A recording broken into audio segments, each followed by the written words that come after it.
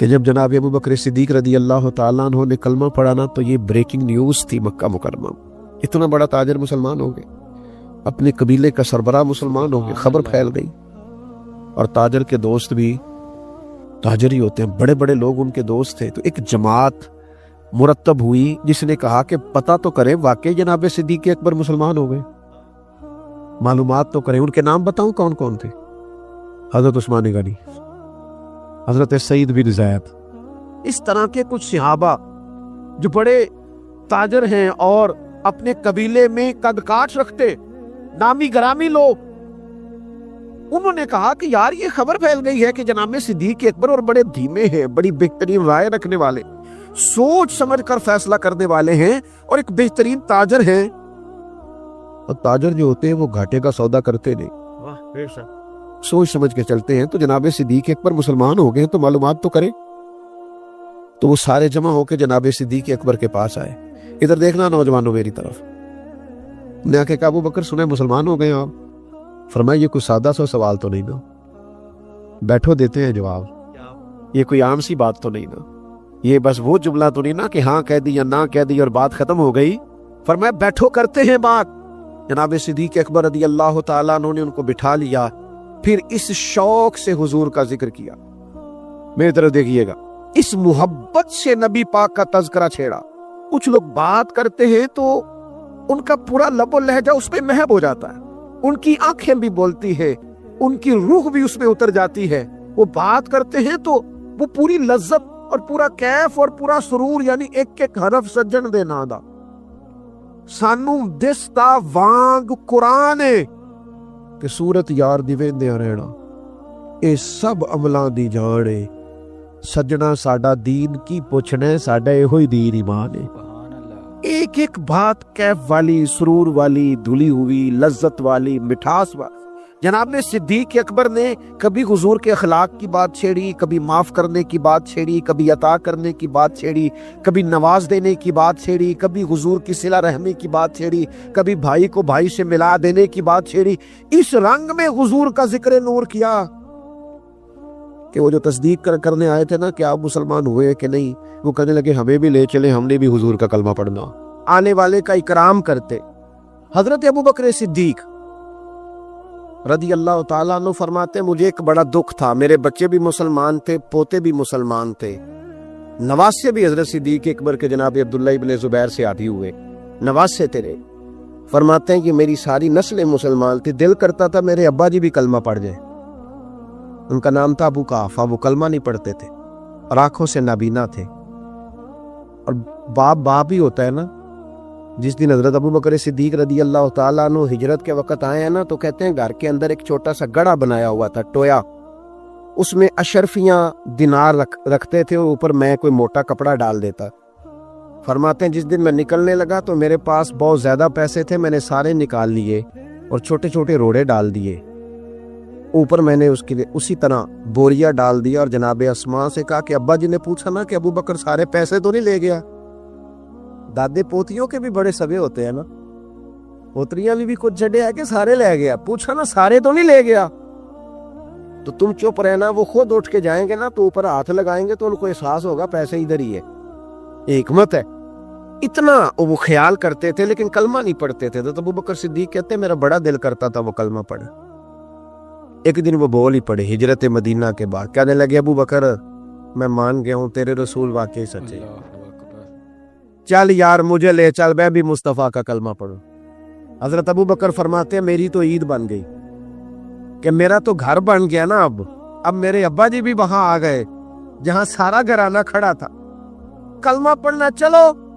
کہتے میں نے اپنے والد کا ہاتھ پکڑا، رہا جس طرح پکڑا مجھے مزہ آ گیا. سنو اور یاد رکھنا ہمارے لیے تو مشکل ہو گیا ہے، ہم عزت لینے کے قائل ہیں، دینے کے نہیں. کہتے ہیں جب میں مسجد نبوی میں حضور کو لے کے آیا، ابر والد کو لے کے آیا نا حضور کی بارگاہ میں، نبی کریم ممبر پہ بیٹھے تھے، ابھی کلمہ پڑھا نہیں، پڑھنے آئے ہیں. کہتے حضور ممبر پہ بیٹھے تھے، میں اپنے نابینا اور بوڑھے والد کو لے کے آیا، نبی کریم اٹھ کے کھڑے ہو گئے. کسی کو عزت دینے سے عزت بڑھتی ہے، کم نہیں ہوتی.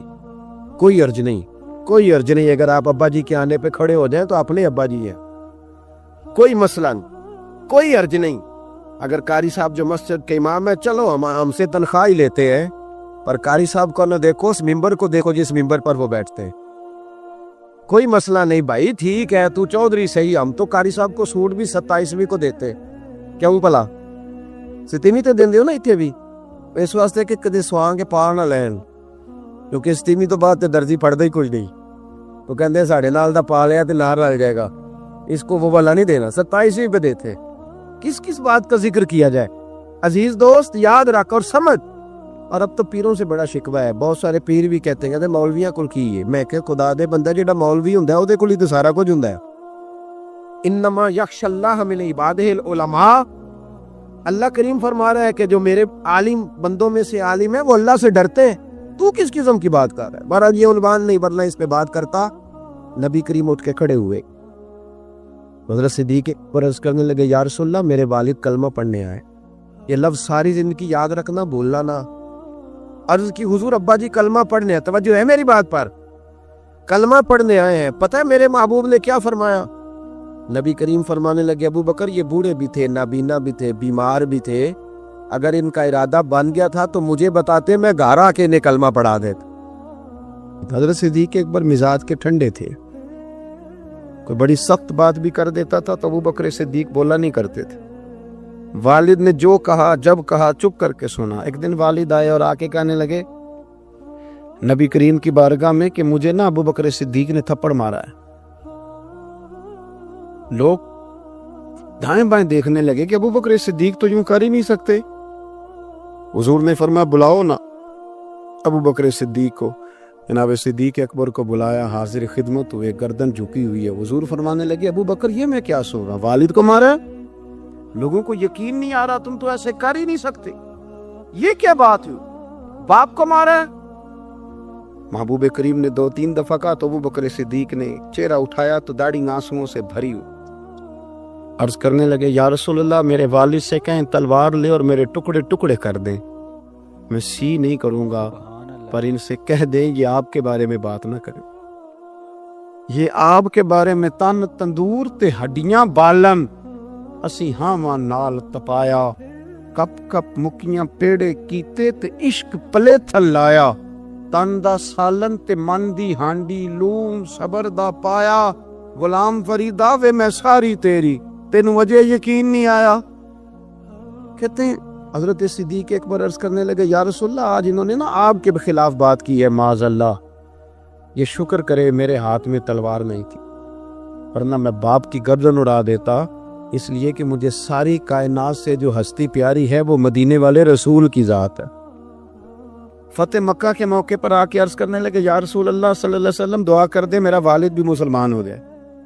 حضور میرے بچے مسلمان ہیں, پوتے اور نواسے مسلمان ہیں, ابا بھی مسلمان ہو جائے. حضور نے دعا کر دی, رب کریم نے توفیق ہدایت عطا کر دی.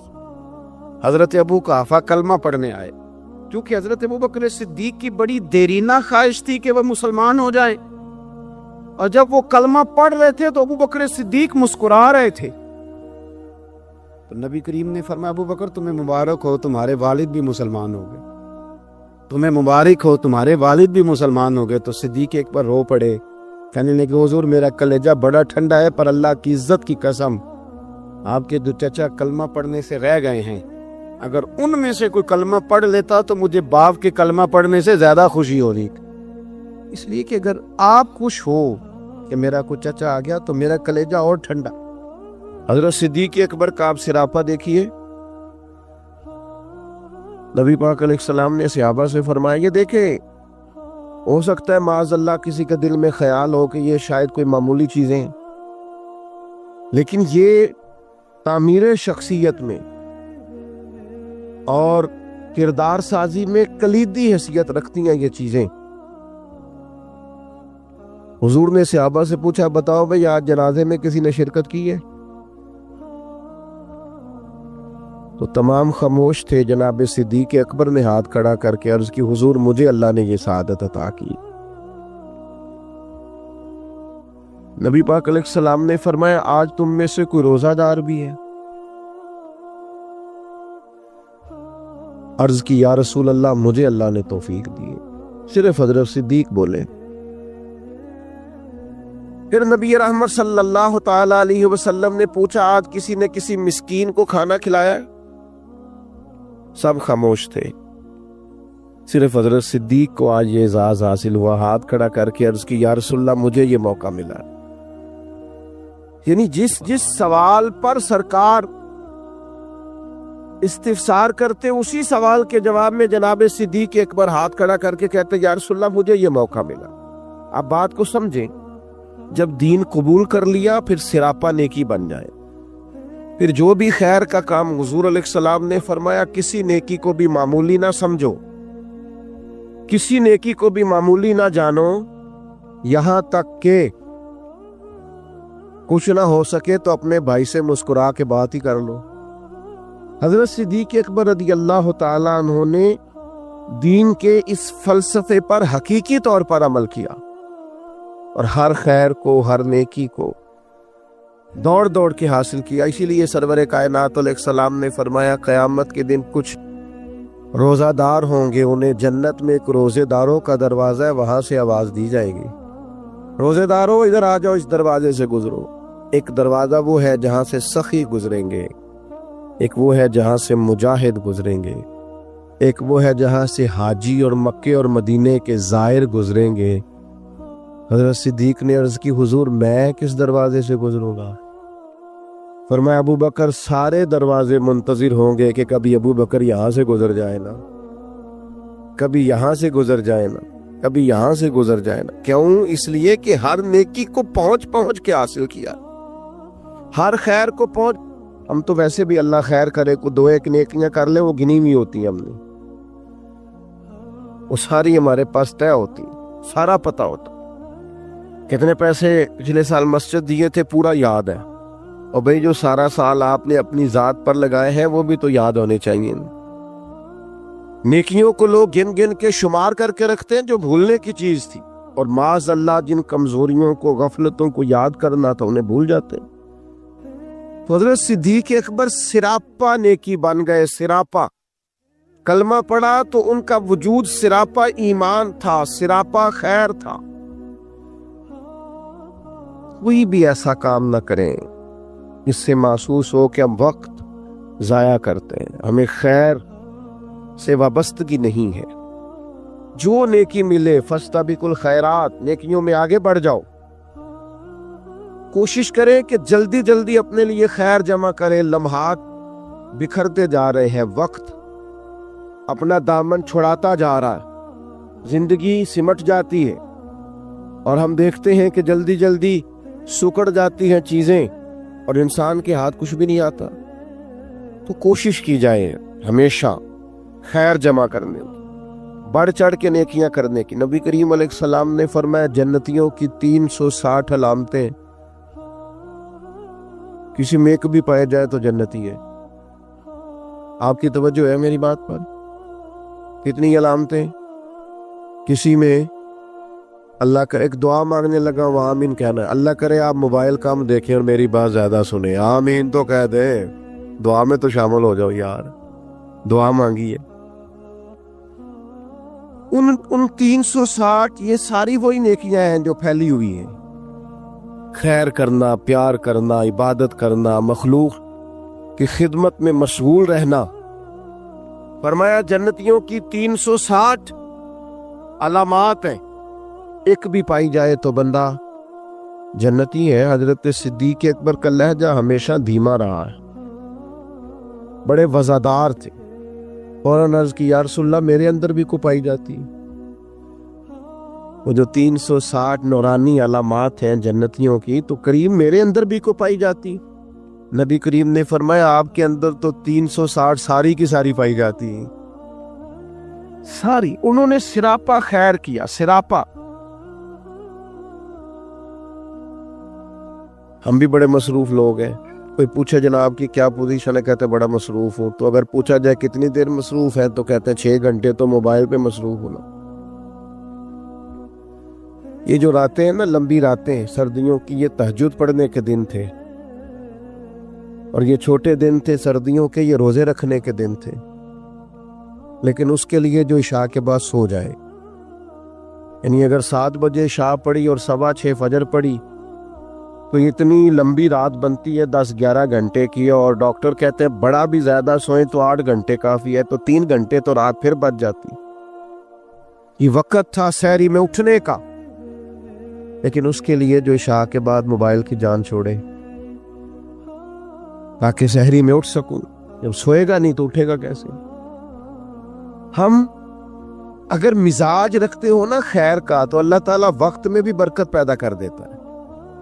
جو ہمارے بزرگ اتنی اتنی بڑی ضخیم کتابیں لکھ گئے، کتنی کتنی جلدیں ہیں ان کے وقت میں برکت تھی، وقت کو مینج کرتے تھے۔ لیکن خوش گپیاں ہماری سیریں، ہمارا آنا جانا، ہمارا موبائل کو وقت دینا، اس نے ہمیں بڑا الجھا دیا ہے۔ حضرت عمر فاروق رضی اللہ تعالیٰ عنہ بیان فرماتے ہیں، کہتے ایک نابینا بیوہ اور بے اولاد خاتون تھی مدینہ منورہ میں، تو میں اس کے گھر کا کام کاج کر دیا کرتا تھا۔ تو ایک دن میں گیا تو میرے سے پہلے ہی کوئی بوڑھی اماں کے گھر کا کام کر گیا۔ آپ غور کیجئے گا، یہ مختلف انداز میں روایت مختلف جگہوں پہ ہے، صاحب کنز المال نے اس طرح لکھی ہے جس طرح میں بیان کر رہا ہوں۔ کوئی مجھ سے پہلے سارے کام کر گیا۔ بھلا کام کیا تھے؟ گھر میں جھاڑو دینا تھا، برتن مانجنے تھے، پانی بھر کے لانا تھا۔ کوئی مجھ سے پہلے کر گیا، اگلے دن گیا تو پھر کوئی مجھ سے پہلے کر گیا تھا، تیسرے دن گیا تو پھر، اب میں نے کہا ڈھونڈوں تو صحیح بندہ کون ہے۔ فرماتے ہیں کہ میں چھپ کے بیٹھ گیا کہ میں دیکھوں تو صحیح کون ہے جو مجھ سے پہلے آتا ہے۔ تو کہتے ہیں سحری کا وقت تھا، امیر المومنین، خلیفۃ المسلمین، جانشین مصطفیٰ کریم صلی اللہ تعالی علیہ وسلم حضرت صدیق اکبر کا دروازہ کھلا۔ بیاں ہو کس زبان سے مرتبہ صدیق اکبر کا، کہ محبوب خدا محبوب ہے صدیق اکبر کا۔ حضرت ابو بکر صدیق رضی اللہ تعالیٰ عنہ کا دروازہ کھلا، امیر المومنین ہے، عالمی سطح کے کام کرتے، ایک بہت بڑی اسٹیٹ کے سربراہ ہیں، ایک اتنی بڑی اسلامی سلطنت کو لیڈ کرتے، لیکن اتنے بڑے ہونے کے باوجود یہ ذوق بھی برقرار ہے کہ کسی کے گھر میں جھاڑو دے سکتے ہیں تو دے دیا جائے، کسی شخص کہ گھر میں اگر برتن کسی بوڑھی کے مانجنے پڑے تو کر دیا جائے۔ فرماتے وہ میں نے دیکھا تو حضرت صدیق اکبر تھے، سراپا خیر تھا ان کا وجود، سراپا خدمت تھا۔ ساری زندگی گزر گئی مذہب پہ بحث کرتے لوگوں کی، اس پر بھی بحث کر لو، اس پر بھی بحث کر لو، اس موضوع پر عمل کب کرنا ہے؟ ساری زندگی ابحاث ہوتی رہیں گی، ساری زندگی صرف یہی مزاج ہوگا کہ دین کا کوئی موضوع ملے چلے علماء کریں گے حقاق حق کے لیے کبھی بات کرنی ہوگی، لیکن عوام کے اندر جو اتنی بحث ہوتی، عمل کب کرنا ہے؟ ساری زندگی صرف ابحاث ہوں گی۔ بھائیو سنو، حضرت صدیق اکبر نے اپنے آپ کو سراپا خیر بنا لیا۔ اور تیسری بات جو آپ کی خدمت میں عرض کرنی ہے وہ یہ ہے کہ حضرت صدیق اکبر کے مزاج میں ڈٹنا تھا، ڈٹ جاتے تھے۔ اس دور کا سب سے بڑا المیہ یہ ہے کہ ہمارے ہاں استقامت نہیں ہے، کچھ دیر کے لیے لوگ کوئی کام کرتے ہیں پھر چھوڑ دیتے ہیں۔